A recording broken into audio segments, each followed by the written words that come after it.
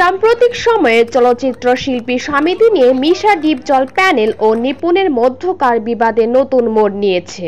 নির্বাচনের এক মাস যেতে না যেতে নতুন কমিটির বিরুদ্ধে আদালতে অভিযোগ দায়ের করেন নিপুণ। কেন তিনি এ কাজ করলেন এ নিয়ে তাকে মিশা ডিপজল প্যানেলের একাধিক সদস্য কটাক্ষ করেছেন। নিপুণও ছেড়ে কথা বলেননি, তিনি বরাবরই বলে এসেছেন যা হবে আইনের আওতায় হবে।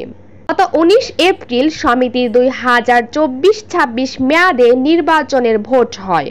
30 এপ্রিল ঘোষিত ফলাফলে সভাপতি নির্বাচিত হন মিশা সওদাগর, সাধারণ সম্পাদক মনোয়ার হোসেন ডিপজল। ডিপজলের চেয়ে 17 ভোট কম পেয়ে পরাজিত হন নিপুণ।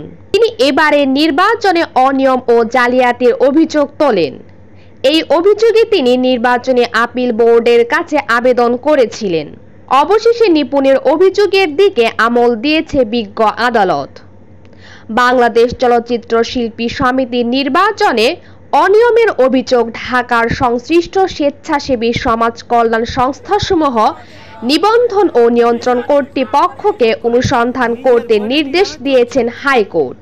একই সঙ্গে সমিতির সাধারণ সম্পাদক হিসেবে মনোয়ার হোসেন ডিপজলকে দায়িত্ব পালন থেকে বিরত রাখতে অন্তর্বর্তীকালীন নিষেধাজ্ঞা দেওয়া হয়েছে। এক রিটের প্রাথমিক শুনানি নিয়ে বিচারপতি নাইমা হায়দার ও বিচারপতি কাজী জিনাত হকের সমন্বয়ে গঠিত হাইকোর্ট বেঞ্চ আজ রুলসহ এ আদেশ দেন। মানিকগঞ্জ নিউজ, মানিকগঞ্জের মানুষের সাথে।